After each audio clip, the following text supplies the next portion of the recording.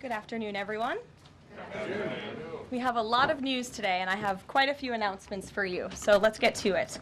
First, on behalf of the President and the White House, we express our deepest condolences to the family of New York police officer Islam, who made the ultimate sacrifice in defense of his fellow New Yorkers. As the funeral services are held in New York City today, everyone at the White House is keeping the officer's family, friends, and fellow NYPD law enforcement officers in our thoughts and prayers. The President has always, and will always, proudly stand with our men and women in blue.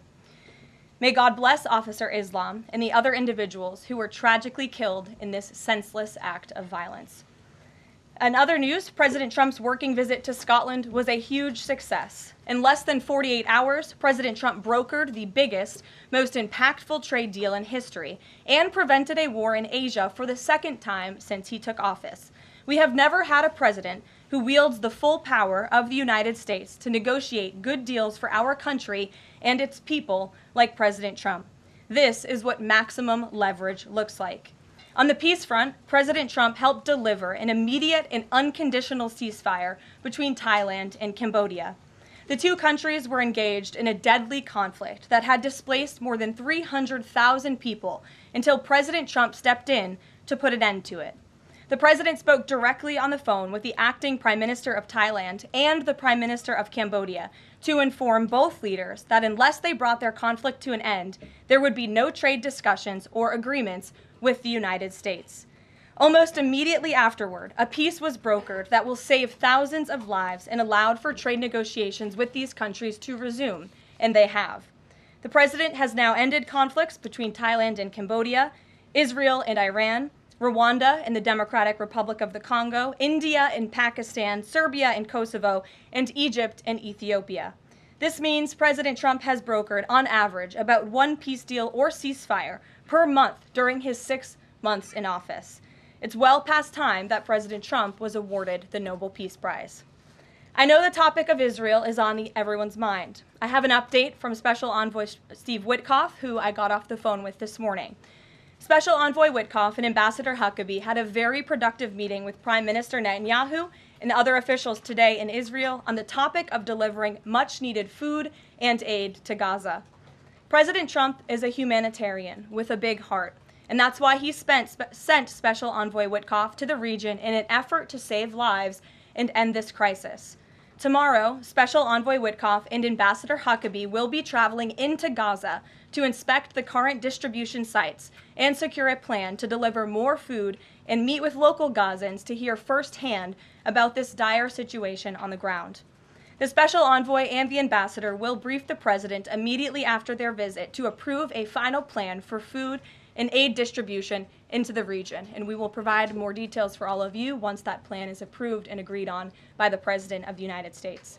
On the trade front, the President secured a historic trade agreement with the European Union that puts America first and fundamentally strengthens the economic relationship between the two largest economies in the world. This deal delivers on two of President Trump's core promises on trade, supercharging America's manufacturing capacity and opening up foreign market access to American businesses. The deal guarantees that American businesses will have unprecedented levels of access to the European Union markets to export our American-made goods. Also, as part of this agreement, the EU will purchase $750 billion in U.S. energy to strengthen our energy dominance, reduce European reliance on adversarial sources, and narrow our trade deficit with the EU. The EU will also make new investments of $60 billion in the United States, in addition to the more than $100 billion the EU companies already invest in the U.S. every year. All of these massive purchases and investments will happen by the end of 2028. What we are watching is President Trump rebuilding the greatest economy in the history of the world and simultaneously proving the so-called economic experts wrong at every turn. Media pundits said a trade deal with the EU this monumental and beneficial to America would be impossible, but President Trump made it happen. The so-called economic experts repeatedly said that the American economy would be in a recession this summer. Well, summer is here. It's almost over.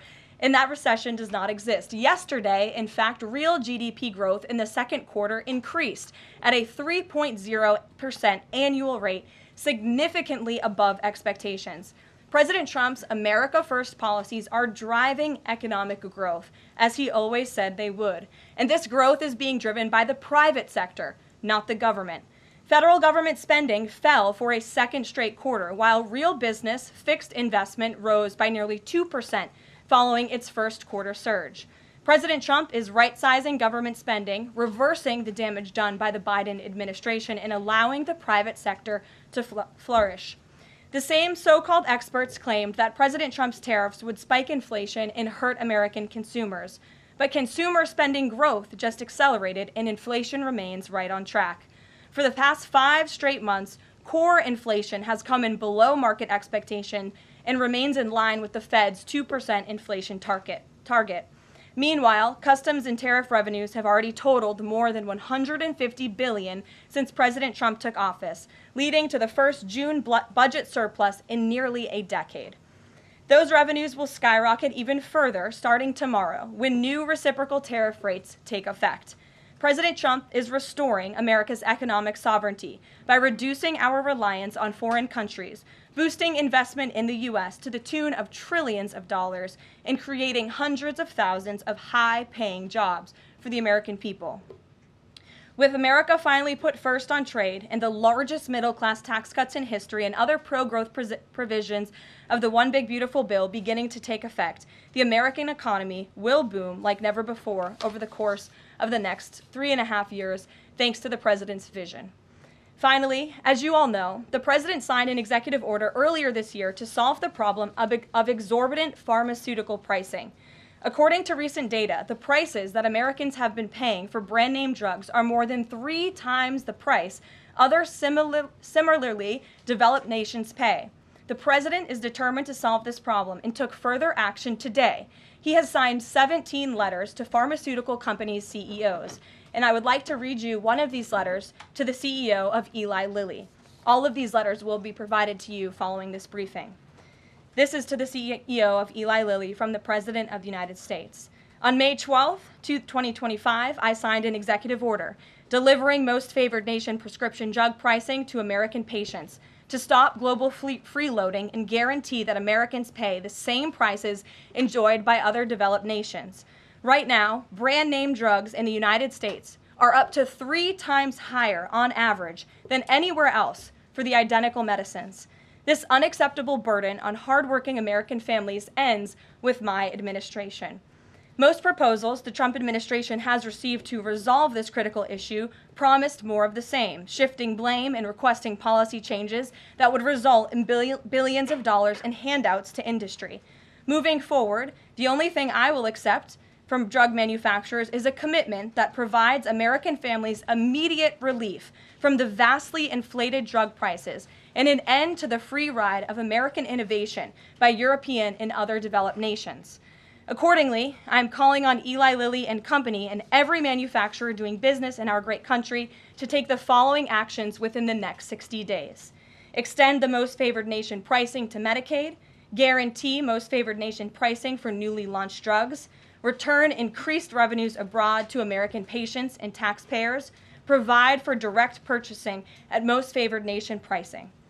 The President's team, including Secretary Kennedy and Administrator Oz, stand ready to implement these terms. The President expects to further engage with them immediately in good faith to deliver relief for American families. Make no mistake, a collaborative effort towards achieving global pricing parity would be the most effective path for companies, the government, and American patients. But if you refuse to step up, we will deploy every tool in our arsenal to protect American families from continued abusive drug pricing practices. Americans are demanding lower drug prices, and they need them today. Other nations have been freeloading on U.S. innovation for far too long, and it is time they pay their fair share. I look forward to your binding commitments to each of these goals by September 29th, 2025, and my team stands ready to assist with implementation questions. Thank you for your immediate attention to this vital national priority. Signed, President Donald J. Trump. Again, to the CEO of Eli Lilly. This letter, in its form, has been designed for each of the 17 major drug and pharmaceutical companies in the United States, and we're happy to provide you the full list. And I believe you will see all 17 letters popping on Truth Social very shortly, so you can look out for those, and I'm happy to take any further questions. Before we get to questions, I do have one other announcement from the White House and from the President. We are proud to announce that the construction of the new White House ballroom will begin. For 150 years, presidents, administrations, and White House staff have longed for a large event space on the White House complex that can hold substantially more guests than currently allowed. President Trump has expressed his commitment to solving this problem on behalf of future administrations and the American people. The White House is one of the most beautiful and historic buildings in the world. Yet the White House is currently unable to host major functions, honoring world leaders in other countries, without having to install a large and unsightly tent approximately 100 yards away from the main building's entrance. The White House State Ballroom will be a much-needed and exquisite addition of approximately 90,000 total square feet of innately designed and carefully crafted space with a seated capacity of 650 people, which is a significant increase from the 200-person seated capacity in the East Room of the White House. In recent weeks, President Trump has held several meetings with members of the White House staff, the National Park Service, the White House Military Office, and the United States Secret Service to discuss design features and planning. President Trump has chosen McCreary Architects as the lead architect, which is well known for their classical architectural design and based right here in our nation's capital. The construction team will be headed by Clark Construction, and the engineering team will be led by AECOM. The project will begin in September 2025, and it is expected to be completed long before the end of President Trump's term. President Trump and other donors have generously committed to donating the funds necessary to build this approximately $200 million structure. The United States Secret Service will provide the necessary security enhancements and modifications. The White House ballroom will be substantially separated from the main building of the White House, but at the same time, its theme and architectural heritage will be almost identical. The site of the new ballroom will be where the small, heavily changed and reconstructed East Wing currently sits. The East Wing was constructed in 1902 and has been renovated and changed many times, with a second story added in 1942.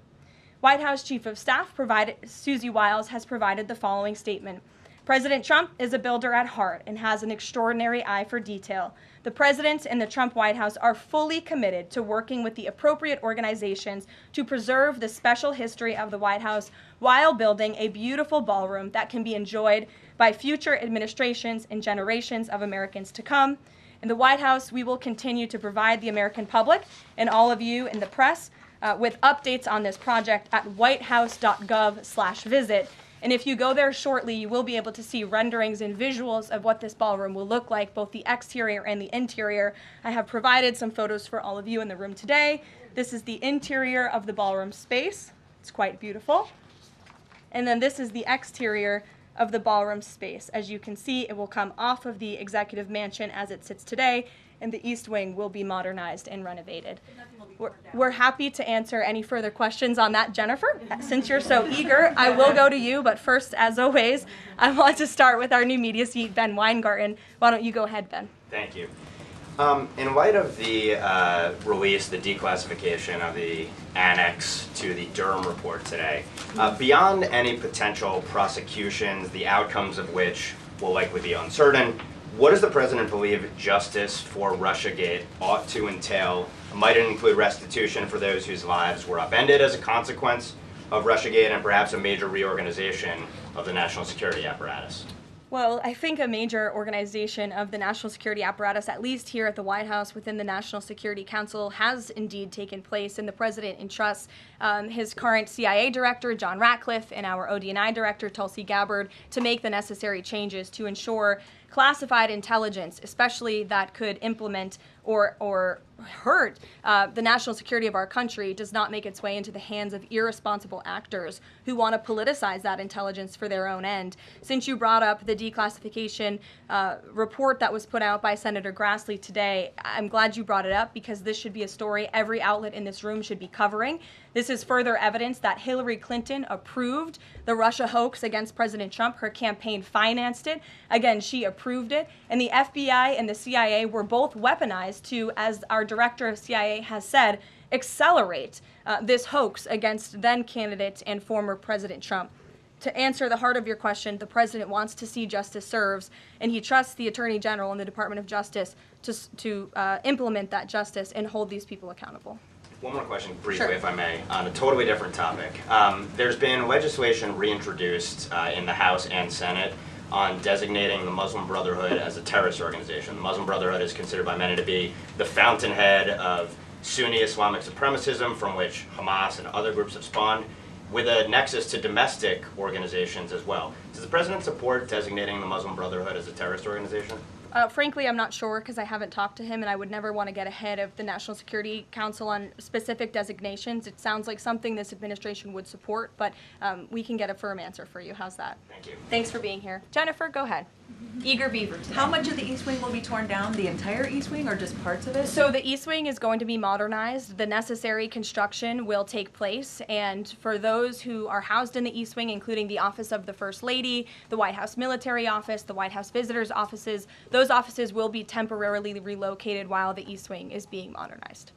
And then on Israel-Gaza, there are some reports that negotiations with Hamas might not be continuing. Did you get any updates from Steve Witkoff on that? I did. Special Envoy Witkoff is actively talking with our counterparts in Israel about that, and he wants to give some grace to the president so he can fully brief the president on what he's learning on the ground in both Israel and Gaza. But the president put out a very strong statement on Truth Social this morning, which I'm sure you saw, and he said the quickest way to end this entire conflict, the humanitarian crisis that we've seen, and the crisis in Israel that of course started on October 7th when Hamas brutally kidnapped and raped innocent Israelis, that terrible terrorist attack, is for Hamas to surrender, to release all of the hostages, and to end this conflict. And that's what the president wants to see. He's made that very clear. But the special envoy will be in Gaza tomorrow, as I shared with you previously. Josh. Can you give us a little more clarity on the tariff timing? You said that the reciprocals will take effect tomorrow. Yes. Does that include the new auto rates, for instance, on Japan, Korea, the EU? Is this all coming effective tomorrow? So some of the countries you just mentioned, Japan, South Korea, they have bespoke trade deals that the president cut, which, just to backtrack for a second, Josh, we promised that the president would negotiate with countries all around the world to cut tailor-made trade deals depending on those countries' challenges, how badly they've ripped off the United States of America and our manufacturing industry and our workforce in the past. And he has done that. Of our 18 major trading partners, 2/3 of those trading partners have a deal.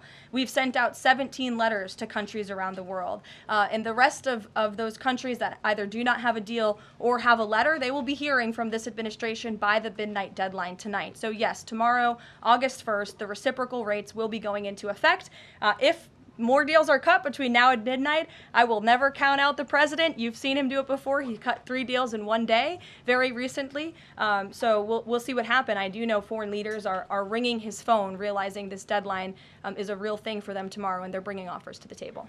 And we were reporting that the president wants to meet David Solomon of Goldman Sachs today. Can you say what they'll discuss, if anything, in that meeting? I won't discuss the president's private meetings from this podium, and it hasn't taken place yet unless he gives me liberty to do so. And finally, have you talked with the president about his position on the stock trading ban bill before Congress? He obviously had pretty loaded comments about Senator Hawley. There's some reporting that they've since spoken. What is his position on the current status of that bill? The president has spoken to Senator Hawley, who called him, and the president took that call.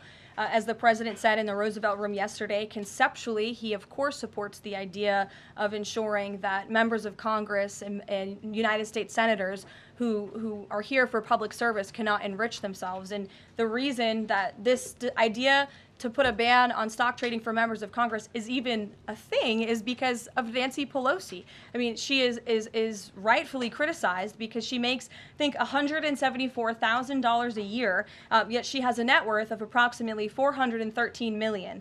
In 2024, Nancy Pelosi's stock portfolio, this was a fascinating statistic to me, grew 70% in 1 year in 2024, and her portfolio outperformed every single large hedge fund in that same year, and even more than doubled the returns of Warren Buffett's Berkshire Hathaway. So I think the president stands with the American people on this. He doesn't want to see people like Nancy Pelosi enriching themselves off of public service and ripping off their constituents in the process. As for the mechanics of the legislation and how it will move forward, the White House continues to be in discussions with our friends on Capitol Hill. Emily, in a new seat today. Thanks, Caroline. I wanted to ask about this report that the president wants to host a G20 meeting at Trump Durrell. How is he going to do that, considering all the preparations that have been going on in South Africa? And also, would that be seen as his businesses possibly profiting from hosting this kind of meeting? I would reject that premise entirely. We have announcements and details forthcoming on the G20, but my understanding is no firm announcement is ready to be made at this time. I did see the report, but we're not in a place to confirm it just yet. Michelle? Just on the tariffs, what are the logistics for imposing those? Does the president have to sign an executive order tonight? What's the timing on that? Yes, and he will be signing an executive order at some point this afternoon or later this evening. And as always, we'll keep you posted when that happens, and it will be released from our office. And there's some of these countries that have they all had contact with U.S. officials, or are there some countries that are going to get letters that have had no opportunity to negotiate with the United States? Well, there's a lot of countries that I know have reached out. I believe it's upwards of 200 countries around the world have reached out to the trade and tariff team. Of course, as I said previously and the president said, we're going to prioritize our key trading partners, which we have done. Like I said, of the 18, 2/3 of those we have cut these tailor-made deals with. But I do know that the trade team has been working around the clock to try to be in correspondence with as many countries as possible. But if they haven't heard from us yet, they will in the form of a letter or an executive order by midnight tonight. We'll go to the back. Sure, go ahead. In the back left. Thank you. Amanda, yes. Thank you very much. I Oh, have a talk ask about the U.S. Amanda, you can go ahead. U.S. and South Korea tariff negotiations. At the tariff negotiation between South Korea and the United States concluded yesterday. President Trump stated on his SNS, Truth Social, that he would announce the specific details of the investment in the United States at the South Korea United States Summit in 2 weeks. My question is this tariff negotiation a final agreement or is further negotiation necessary? Well, yes, as you know, the president met with representatives of the Republic of South Korea here at the White House yesterday, and they did, in fact, reach a deal. And South Korea will pay a 15% tariff rate, including 15% on autos, while providing historic market access to American goods like autos and rice. Korea will purchase $100 billion in American energy by 2028. And the centerpiece of this deal is that South Korea has agreed to invest $350 billion at the president's direction to revitalize American industry. 90% of those profits will go to the United States government to help pay down our debt and for other matters at the president's choosing. So it was a very successful meeting yesterday. When is set up the further U.S.-South Korea summit day? I'll get you something on that. I don't have it at my fingertips. Okay, Amanda. Thank you, Caroline. There are a number of congressional Republicans who have raised the alarm about the fact that roughly 80% of pharmaceuticals are either manufactured or their precursors are manufactured in either China or India. There are some pieces of legislation, some recommendations, which include either onshoring, nearshoring, or friendshoring, those components of that. Do you know if the president intends to throw the weight of the executive behind that? I don't have any updates for you at this time. I do have an update on our EU trade deal. I stand corrected. It's not $60 billion in investments. It's $600 billion in investments. I want to make that very clear. And I personally watched the president behind closed doors with the European president in Scotland negotiating this deal. And he got the most juice out of that squeeze that he could. And he was constantly looking out for America's interests. So I just wanted to clarify that one point. Deanna. Thanks, Caroline. For the countries that don't have a deal yet, should we be looking at the April 2nd chart at all? Or is he negotiating and talking about having a set tariff rate, 10%, 20%? Those discussions are taking place with the trade team today, and again, we'll provide further guidance with that executive order once it is signed, and the answer to that question will be in that executive order. Is he looking to provide any more extensions today after his phone call with Mexico? Is there any other conversations like that? I do know that other foreign leaders around the world have reached out, and if the president decides to share the conclusions of those calls with all of you, he will do so himself.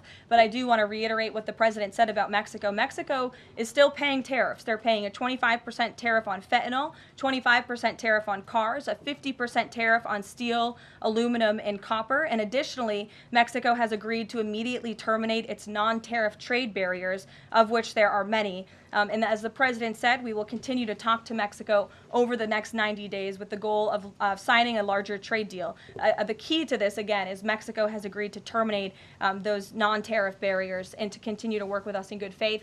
Mexico is a very unique situation of all the other countries around the world because, of course, we share our southern border with Mexico, which we've seen an increase in cooperation between Mexico's President Claudia Sheinbaum and our administration on clamping down on drug trafficking and human trafficking at the southern border. We appreciate those efforts and will continue to work in good faith and to continue to have these trade discussions as well. Joey. Yeah, thanks, Caroline. Just clarifying of a previous question. President Trump has indicated he's been looking at either 15% or 20% baseline universal tariff. Has he landed on one of those yet? I won't get ahead of the president on that baseline announcement. And then secondly, what did Treasury Secretary Bessent mean yesterday when he called the new Trump accounts for newborns a, quote, backdoor to privatizing Social Security? Does the administration view this new Trump accounts as a way to, in the long term, perhaps privatize Social Security? What the Secretary of Treasury was saying, and what this administration believes, is that these Trump newborn accounts, which is an incredibly creative and great provision that was in the One Big Beautiful Bill for newborn babies and families and future generations of Americans, will help supplement, not substitute, Social Security. The Trump administration is wholeheartedly committed to protecting Social Security. The president did it in his first term. He's doing it again in this term. But these newborn accounts are another revenue stream for young people to watch their money grow throughout their lives and to one day be able to access those funds so they can hopefully build a home and live the American dream. Jake. Just one follow-up on tariffs and then one not. Is the president at all considering extending the August 12th China deadline at all? Is that in consideration? So look, on China, you heard from the president on Air Force One when we were returning from Scotland. You've heard from the Treasury Secretary as well, Ambassador Jameson Greer.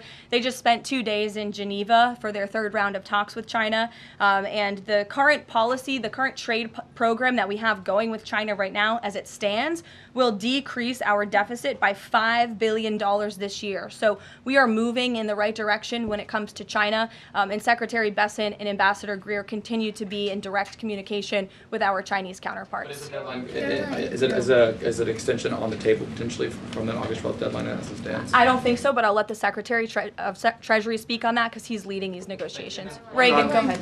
Thanks, Karoline. There's growing frustration that more of Trump's nominees haven't been confirmed. Why does the president think Senate Republicans are so behind, and has he had any further conversations with Leader Thune about it? The president has had many conversations with his friends in the United States Senate about advancing his nominees, his judicial nominees through this process. It is critical that we get these good attorneys in these positions so that we can end the weaponization of justice, so we can have true law and order in our country. It's unfortunate the Democrats are playing political games, but the president has made it clear to Senate Republicans they need to do everything in their power to advance the president's nominees as well. Kelly, go ahead. Karoline, thank you. 2 questions real quickly. Sure. Nigeria. Congressman Chris Smith, Republican from New Jersey, is calling upon the President of the United States to do something in terms of imposing perhaps sanctions on Nigeria for the persecution of Christians living in the northern part of Nigeria by radical Islamic groups. Has he contacted the President yet? And do you know if there's any action that the President will take? I'm not tracking a call between the president and the head of Nigeria. I know the president wholeheartedly condemns the persecution of Christians or, frankly, of people of any faith all over the world, but I don't have any updates for you in terms of sanctions in this part of the world. My second question, Caroline, deals with immigration here in America. As you know, a lot of deportation has been going on. ICE has been going after violent criminals that are here illegally, and rightly so. In the midst of that, there are some evangelical pastors who are stating that it may have gone to a point of being indiscriminate and actually getting innocent people, like members of the clergy. Has the president and has ICE looked at that to see how they can actually go after those violent criminals, but also make sure that members of the clergy are still not being deported?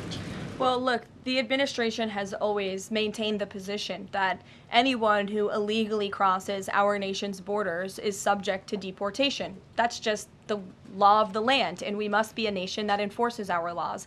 But the priority from ICE, of course, is to deport, detain, arrest, and remove violent illegal aliens and criminals from our country. And they have been doing that at the rate of thousands of illegal violent criminals every single week, especially in Democrat-run sanctuary cities where these illegal violent criminals have been given given a safe haven and have essentially been immune from our nation's laws under the previous administration. That's not happening anymore because of this president and Secretary Noem in the Department of Homeland Security, and we are going to be a nation of laws. And as we've said repeatedly, if you came here illegally, you are subject to deportation, but the priority are those public safety threats that we must remove from our communities.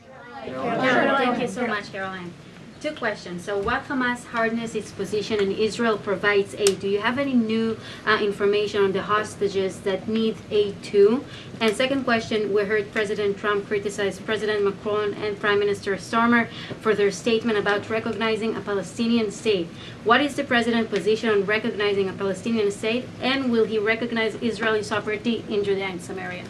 I can answer both of those questions for you. On the second question about a Palestinian state, the president expressed his displeasure and his disagreement with the leaders of France, the United Kingdom, and Canada. He feels as though that's rewarding Hamas at a time where Hamas is the true impediment to a ceasefire and to the release of all of the hostages. So to your first question, the president wants to see all of the hostages released. He cares deeply about this. He has met with many of the former hostages, many of the families of those who have loved ones who are still being held hostage in Gaza. I have met with them too. It is absolutely devastating what these poor people have been through, and the president is always thinking about them, and that's why he's designated his special envoy, Steve Witkoff, who's doing a tremendous job to release the hostages and to end this conflict. But the president has always said the last remaining hostages, now there are 20 living hostages in Gaza, will always be the hardest because Hamas is unfortunately using these innocent people as bargaining chips. But nevertheless, we are committed to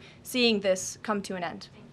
Elizabeth. Thanks, Caroline. Part of the settlement with Brown prohibits it from performing transgender procedures or prescribing hormone puberty blockers, that type of thing. Will eliminating these types of procedures be a priority for the Trump administration in negotiations with other universities? I can tell you that ending the chemical castration of children in our country is a priority of this administration. We've talked to many of these universities about it, but the president has also taken very strong action to cut off the funding for any medical institution in this country that provides those barbaric procedures. The Brown University agreement, since you brought it up, is yet another win to root out anti-Semitic behavior on our nation's college campuses and unlawful racial discrimination. Brown has agreed to no longer allow unlawful racial discrimination in admissions or university programming. They have agreed to provide access to all relevant data and information to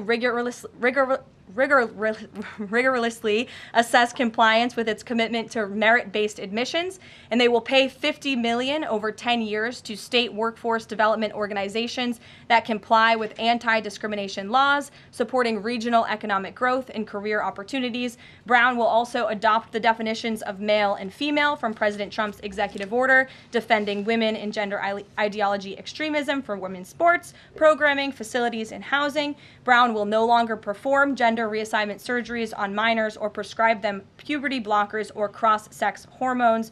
And Brown will take steps to improve the campus climate for Jewish students and combat anti-Semitism on their campus. This is yet another huge win for American students and for those who love our country and want to abide by our country's laws. On the topic of defending women from gender ideology extremism and helping women's sports, the president will be signing an executive order at 4 o'clock today with some very famous professional athletes whom I'm sure you all know. And that executive order will be focused on strengthening athletics in our country and making America healthy again. And we are going to re-implement the presidential fitness test in America's schools, which is, I think, something all Americans can get behind. So you'll hear from the president in 2 hours, and we will see you all there. Thank you.